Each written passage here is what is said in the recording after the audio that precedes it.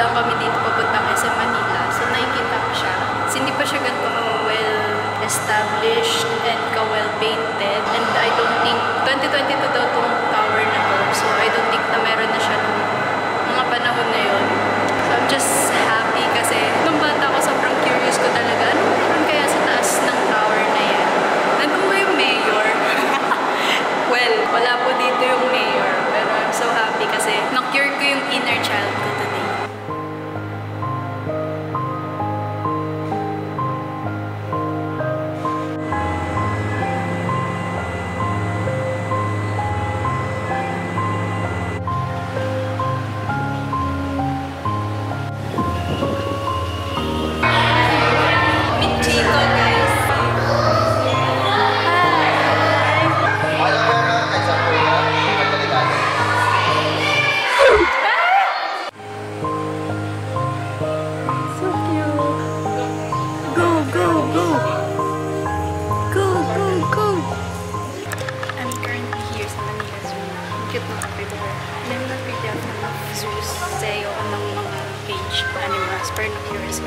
Kasi ang last na punta ko dito yung hindi pa siya nare-renovate, which is I think 2011 pa ata last ko, 2012.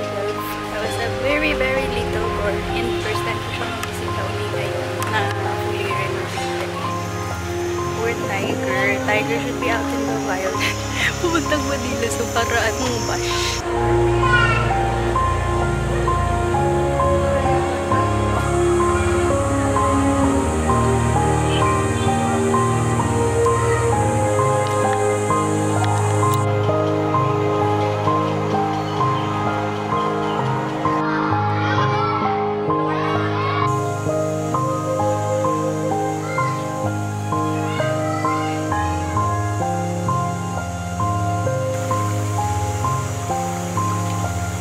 Chico was an experience. Grabe, habang hinahawakan ko siya, nakikita ko yung mga parasites na pwede kong makuha sa kanya. Maghuhugas talaga ako ng kamay. Tabong katawan. It was such a fun, chill day. I'm so glad na mabago naman na yung Manila Zoo. But I'm still not a fan of caged animals. Pero yun. Okay, balik na Cavite. Bye.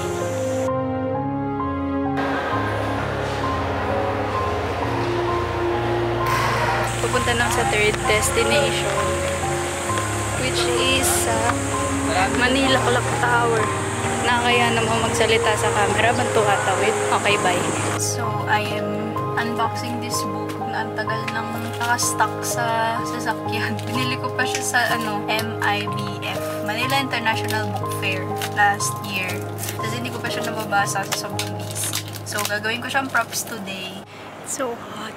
Ang hirap naman magpaka-aesthetic sa Pilipinas, pakainit. Huh?